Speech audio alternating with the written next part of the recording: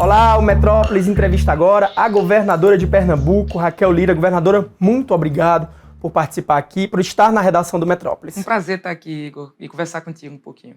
Governadora, eu já começo perguntando para a senhora de um movimento político recente que a senhora fez, que foi trocar o PSDB pelo PSD. Por que essa troca de partido? Ela visa as eleições de 2026, mas por que agora? Não, na verdade eu cumpri um ciclo dentro do PSDB. Eu tive a oportunidade de ser eleita e reeleita prefeita de Caruaru, da minha cidade. Eu disputei o governo de Pernambuco. Tínhamos muitas discussões internas sendo feitas dentro do próprio PSDB e que acabaram culminando na minha decisão da saída do partido. Eu repito sempre, sou grata pela oportunidade que tive, né, de estar no partido, disputar as eleições, mas agora é hora de começar um novo ciclo. Estou muito feliz no PSD, estou aqui há cerca de 60 dias, mas fui muito bem recebida pelo partido, pelo próprio presidente Kassab, pelas lideranças políticas. A gente está fortalecendo o partido em Pernambuco, num movimento que foi o mesmo movimento que me elegeu governadora do estado. Hoje a gente tem a alegria de poder contar com 65 prefeitos. Acho que a gente de quantos? São 65? De 184. Acho que vamos chegar a 66 já por até o final da semana. Eu precisava estar num partido que me trouxesse mais estabilidade, mais segurança. E com isso, penso que o PSD era o melhor lugar para eu estar nesse momento.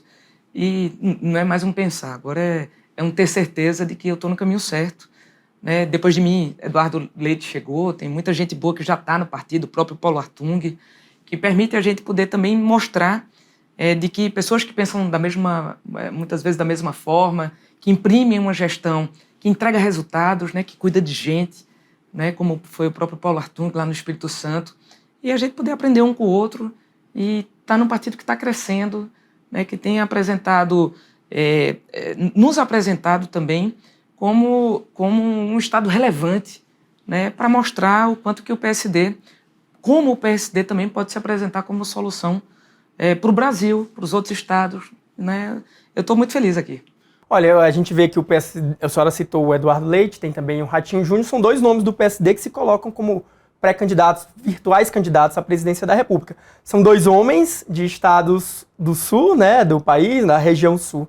A senhora acredita que esses dois nomes, eles têm entrância ali, são dois homens, eles têm potencial, sobretudo na região Nordeste, lá em Pernambuco, que é o seu estado? Como é que a senhora avalia a pré-candidatura dos dois? Eu acho que é muito cedo para a gente falar de pré-candidatura à presidência da República num momento que, obviamente, eles têm legitimidade de apresentar, o próprio PSD tem legitimidade para apresentar uma candidatura, mas isso ainda vai ser longamente debatido. A gente tem tanta discussão política no Brasil, ninguém sabe qual vai ser a conformação partidária para o ano que vem.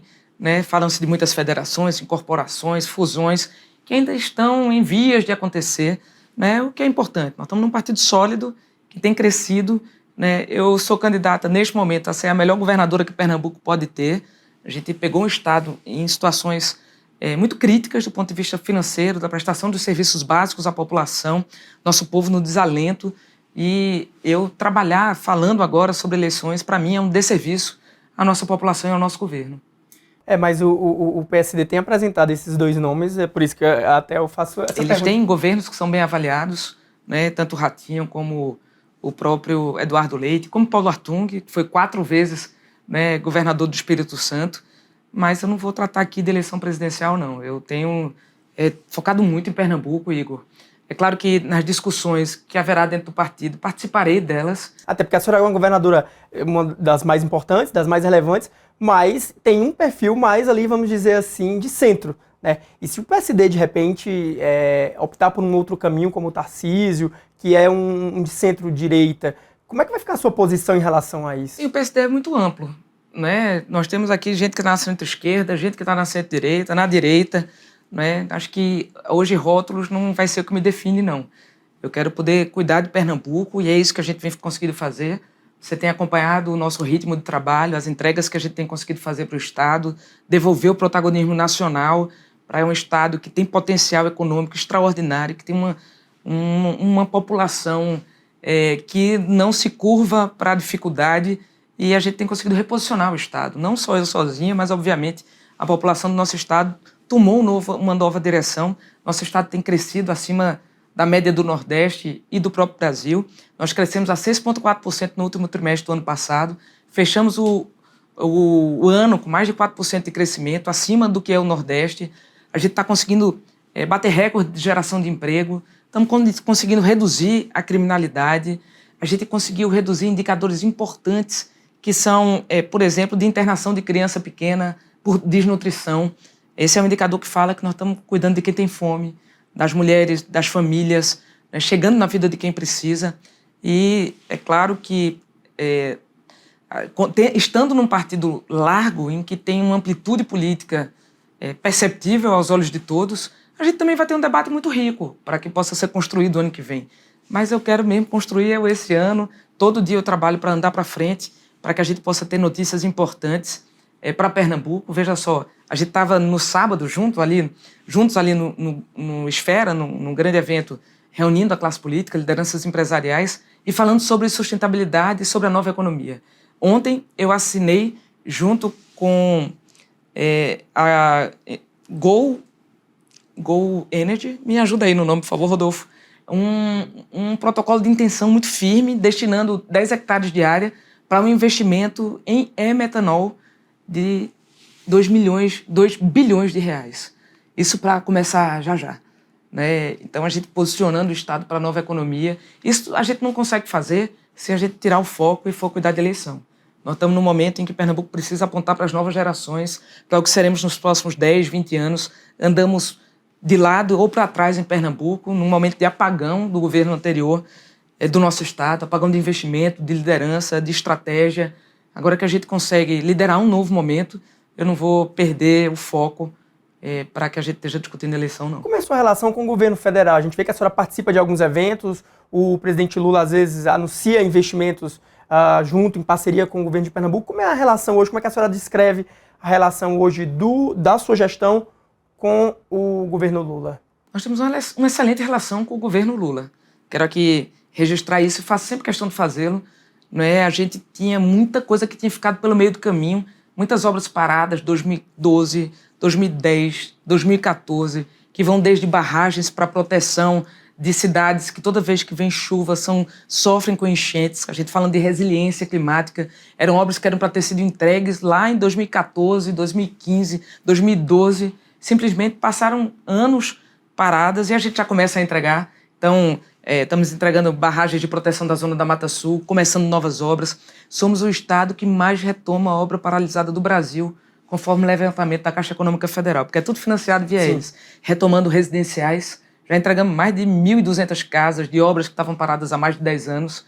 O Estado fazendo a sua parte, tomando a liderança de refazer o projeto, de atualizar o projeto, dizer quanto custa de novo, fazer as obras não incidentes do Estado, que diz respeito a saneamento, água, acesso, que no passado o Estado se negou a fazer e agora a gente está conseguindo fazer. Estamos entregando água em locais que não eram entregues através da transposição do São Francisco. A Adutora do Agreste é hoje a maior obra hídrica em execução no Brasil, sem sombra de dúvidas. A senhora nunca sentiu, por exemplo, algum incômodo pelo fato de o presidente Lula também ser aliado do prefeito do Recife, que é seu adversário político? A senhora já sentiu alguma vez alguma prioridade dada à prefeitura e não ao governo do estado? Ou o governo sempre lhe tratou muito bem? Eu preciso lhe dar um depoimento, dele mesmo, do próprio presidente, dizendo que no primeiro momento que eu encontrei com ele, de que ia ajudar Pernambuco, que ele sabe da necessidade do Isso Estado. Lá em 2023. Em 2023, no dia 9 de janeiro, quando a gente esteve aqui todo mundo junto para prestar solidariedade ao governo,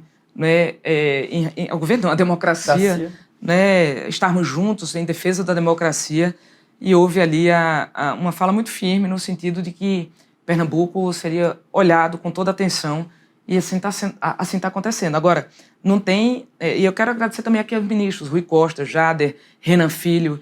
Grande parte do que a gente está fazendo por Pernambuco, Valdez, tem vindo através das nossas equipes sintonizadas, da capacidade de trabalho do governo e das equipes do governo federal.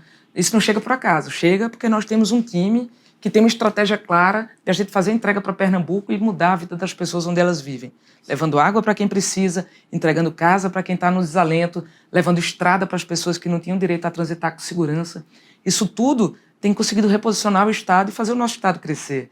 A gente já tem mais de 35 bilhões de reais de investimento da iniciativa privada colocados para Pernambuco, não só em protocolos de intenção, mas em obras acontecendo, em ações acontecendo, na geração de emprego e renda, e com isso a gente conseguir fazer o Estado olhar para frente, olhando a nova economia, fazendo parte dela com anúncios como a da Gol Verde, me lembrei o nome da empresa, desculpe, né? São muitos nomes, né? Nossa, também, desculpa, Ricardo, mas o investimento desse a gente não tem muitos. Ricardo Siqueira teve com a gente, que é o líder, é o CEO da empresa, e um investimento para uma planta de metanol, para que a gente possa fornecer energia e combustível verde para a indústria de navegação, por exemplo, para a logística de navegação. Então, está tudo concatenado. A gente não trabalha anunciando investimentos que eles não vão acontecer. A gente tem muita cautela com isso, seja do investidor privado, mas sobretudo do investimento público. Então, o governo federal tem sido parceiro de Pernambuco, assim como Pernambuco tem sido parceiro dos municípios. Eu não acredito que ninguém consegue se salvar sozinho, né? Nós somos um estado que é pobre, né? Apesar de ser uma potência econômica no Nordeste brasileiro, a gente tem como grande chaga a desigualdade social, e esse é o problema do Brasil, muita fome, mas para cada um desses problemas e desafios, nós temos endereçados política pública, busca do orçamento, né? O programa Pernambuco Sem Fome, são 40 mil refeições servidas por dia para quem tem fome. O programa Mães de Pernambuco, são R$300 a mais por mês, já há um ano, para mães de crianças pequenas, de 0 a 6 anos, que estão em extrema pobreza. O que é que isso resultou? Em Pernambuco ser um dos estados, foi o estado do Nordeste que mais reduziu extrema pobreza e pobreza. Foi o estado que mais aumentou a renda média do cidadão, de 1.800 para 2.200 no Brasil. Então, o que está acontecendo lá não acontece por acaso. Carece de união, de capacidade de diálogo, de buscar recursos, de fazer essas coisas acontecerem. É 1% de transpiração e 99% de inspiração e 99% de transpiração. Eu sou grato ao governo federal porque a gente tem conseguido parcerias. Desde o aval da União para a garantia de empréstimos, que nós temos conseguido ter para financiamentos de obras e ações, construção de hospitais, estradas e tudo mais, mas também para que a gente possa fazer parceria para tirar sonhos do papel. Na construção de maternidades, entreguei a primeira, que nós prometemos, em 7 dias, 100 partos, de mulheres que iam ter que andar muito para o Pernambuco para conseguir atendimento. O Hospital da Mulher do Agreste já é realidade, é a primeira das 5 maternidades que vou construir, uma já entregue, e tudo isso sinaliza para um momento novo no nosso estado. E Pernambuco sofreu muito, porque no governo anterior passaram 3 presidentes e com nenhum deles o governo conseguiu dialogar. E a gente precisa exercer a federação que a gente tem, uma república federativa, e o dinheiro está, em grande parte, aqui na federação, no governo federal, e aqui a gente tem que buscar o recurso para que as coisas possam acontecer na prática. Governador, eu sei que a senhora disse que não quer falar muito de 2026, mas nessas conversas que a senhora teve com o presidente Lula, nesses eventos, nessas conversas reservadas, em algum momento ele falou sobre 2026, como é que vai ficar a questão lá no estado, já que ele tem 2 aliados importantes? Não falou? A senhora espera ter o apoio dele em 2026? Olha, vamos cuidar de 2026 em 2026. Eu acho que ele também está muito feliz de a gente poder fazer entregas relevantes para lá. Isso ele tem falado em cada uma das oportunidades que a gente tem de estar junto fazendo entrega. Agora, a gente não cruzou os braços para apontar culpado dos desafios que encontramos em Pernambuco. O estado quebrado, sem recursos para investimento, obras paralisadas há muito tempo, desde presídios até hospitais, né, passando por muita coisa, escolas, barragens, obras de adutoras, estradas. Isso fez falta ao nosso estado. E quando a gente se elegeu, a gente disse, né, eu e Priscila, e o povo nos elegeu para isso, que a gente ia fazer entrega. Entrega de esperança, entrega de oportunidade, isso revelado através de ações e de capacidade de diálogo. Quando vamos fazer investimento em Pernambuco, e eu, pelo menos 2 empresas multinacionais, eu tive a oportunidade de ir lá, cada uma delas com investimento de 2 bi em Pernambuco, já acontecendo, todos me disseram de como é diferente tratar com Pernambuco com outros estados de maneira geral no Brasil. Transparência, retidão, as histórias com começo, meio e fim, né? Licenciamento ambiental seguro, onde a gente protege o meio ambiente, mas a gente entrega. A gente fez reforma tributária, onde a gente fez uma modificação na forma de o Estado agir em relação ao empresário. Né? Quem é sonegador e vai responder por isso. Mas quem não é aquele que quer trazer emprego para a população, é aquele que quer gerar renda mesmo na adversidade. Então a gente constrói um ambiente de segurança e estabilidade, e isso tem a ver também com quem é líder. Chegar para mim e dizer, olha, Raquel, a gente confia em você. E por causa de você, de sua equipe profissionalizada, de gente que sabe onde quer chegar, a gente está fazendo um investimento em Pernambuco. Eu poderia fazer em outro lugar, mas eu decidi fazer em Pernambuco. Governador, essa semana lá em Pernambuco começou uma greve dos professores, acho que acredito por conta da renegociação do reajuste salarial. Em Pernambuco, não. Qual é o impasse? Não é do Estado? Não, de forma alguma. Olha, nós negociamos com os servidores, com os trabalhadores da educação, o reajuste aprovado por unanimidade dentro do Sindicato dos Trabalhadores da Educação.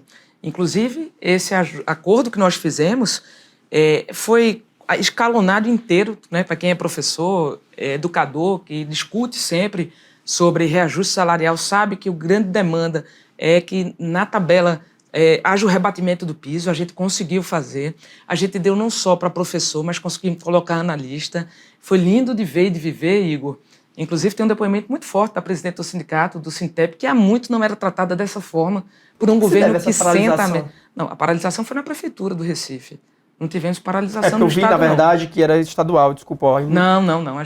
Houve, que eu acompanhei, vendo pelos jornais, uma paralisação na prefeitura do Recife diante de não conseguirem fechar um acordo. Mas isso acompanha pelos jornais. Da minha parte, a gente está conseguindo manter um diálogo permanente. O Diário de Pernambuco, que é um dos veículos de lá, os professores do Estado paralisam atividades nessa segunda-feira. Por isso que perguntei para você. Não, isso aí era acompanhando a votação do projeto de lei do aumento salarial deles. E eu disse que mesmo que não fosse votado na Assembleia, naquele momento, naquele dia, a gente ia acompanhar todos os dias, mas a folha já estava garantida. Entendi. Com todo o reajuste para toda a categoria. E eu tenho certeza que eles, que já vão receber o salário agora, que nós vamos pagar no dia 20, antecipando, que você sabe da força das festas juninas em Pernambuco e no Nordeste brasileiro como um todo, mas nós, como a maior e melhor festa do mundo e do Brasil, a gente vai garantir já o salário sendo pago no dia 20. A gente tem calendário de pagamento de servidor, estamos antecipando ele para o dia 20, já com reajuste dos servidores da educação, como de todos os trabalhadores que firmamos acordos trienais a partir do ano passado. Fizemos mais de 200 reuniões de mesa de negociação. A gente age sempre com transparência. Quando a gente faz isso, fica muito fácil da gente defender uma ideia. No primeiro ano, não tinha dinheiro. Eu não tinha como tirar dinheiro de lugar nenhum. E a gente conversou isso com todos os trabalhadores. E estava claro pelas contas do governo. Já no ano seguinte, acordos trienais. Conseguimos dialogar com todas as categorias. E com isso, já ter o reajuste certo, que vai ser 24, 25 e 26. Governadora, caminhando para o final da nossa entrevista, a gente está passando por uma semana em Brasília do julgamento, na verdade dos interrogatórios dos réus do inquérito do golpe. Eu aproveito e pergunto para a senhora que além de governadora também é advogada e uma importante voz também como governadora, há muitas críticas, até de alguns setores de centro, a um possível excesso do STF, até nesse caso do 8 de janeiro, com excessos de penas e tudo mais. Qual é a sua avaliação sobre isso? A senhora acha que o STF está passando um pouco do limite? Há espaço para uma anistia ou para uma revisão de penas de algumas dessas pessoas do 8 de janeiro? Deixa eu colocar, eu estou aqui como alguém que é absolutamente defensora da democracia. Né? Eu estava até dando uma entrevista, me fala de uma pessoa em quem você se inspira. Eu gostaria de falar do meu tio Fernando. Fernando Lira foi deputado aqui por 6 mandatos, foi um dos articuladores, né, da nossa nova democracia após a ditadura militar, foi ministro indicado por Tancredo para conduzir o processo de redemocratização, de quebra da censura, e eu venho dessa escola. Sou procuradora do Estado, fui delegada da Polícia Federal e estou aqui como alguém que foi eleito pelo voto direto do povo e, a respeito disso, são valores que são inegociáveis. Né? Estão na Constituição e nos meus valores como cidadã. O que está acontecendo no Supremo Tribunal Federal é um julgamento. Né? Quem sou eu para agora emitir uma opinião sobre aquilo que está sendo julgado? O que precisa acontecer é o devido processo legal, que todos tenham o direito de apresentar a sua defesa e que, a partir do senso dos julgadores, dos juízes, possam ter a pena dedicada a quem entender que sim e absolvido aqueles que se entenderem que não. Né? A mim não cabe fazer julgamento sobre o julgamento do Supremo Tribunal Federal. Há uma corrente até na política que defende, que até em nome da pacificação, obviamente é quem até tem mais interesse nisso, né? Em nome de uma suposta pacificação nacional, até algumas figuras de centro defendem ali uma anistia, assim, principalmente não aos líderes, né, do movimento, mas as pessoas que participaram ali. Há uma discussão no Congresso Nacional sobre isso, inclusive, que eu acompanho, não é a minha tarefa fazer esse julgado no momento, mas acho que tudo a gente vai ter que partir, né, sob meu ponto de vista, do que são os valores democráticos e como a gente preserva as nossas instituições. não é? A gente precisa de instituições fortes, cada uma delas com sistema de peso e contrapeso, cada um precisando cumprir a sua função dentro dos limites do que deveria ser uma harmonia, deve ser uma harmonia de uma república federativa democrática. O Brasil é uma democracia jovem que precisa ser consolidada. Falei agora do meu tio. Se a gente está ali no momento constitucional e a gente coloca e imprime na Constituição todos os melhores valores que uma sociedade poderia ter, o que é reconhecido pelo mundo inteiro, e nós estarmos 30 anos depois discutindo ainda esses valores, para mim é muito preocupante. Então, a nossa geração, você é um pouquinho mais novo do que eu, imagino, mas a minha geração, que hoje está tendo a oportunidade de sermos líderes políticos, temos que defender a democracia acima de tudo, ainda renovando os votos daqueles valores que estão protegidos pela nossa Constituição. Eu imaginava que a gente estava aqui discutindo um novo momento, mas a gente está tendo que reafirmar valores que foram feitos há 30 anos atrás. A gente ainda precisa de muita coisa, de justiça social, a gente precisa de garantir a educação para todos, a oportunidade de trabalho, de garantir uma casa.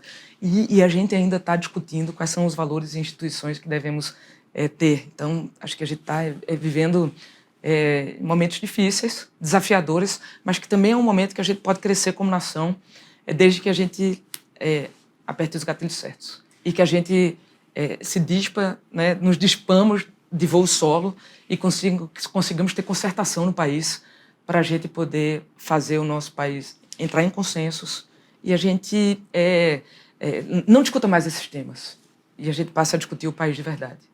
Governadora, muito obrigado pela entrevista. Volte outras vezes aqui ao Metrópolis. Se quiser deixar uma última palavra, a palavra está aberta com a senhora. Bem, eu quero agradecer, né, parabenizar vocês pelo jornalismo sério, né, em que permite a gente poder colocar nosso ponto de vista, discutindo sobre temas do Brasil e do mundo.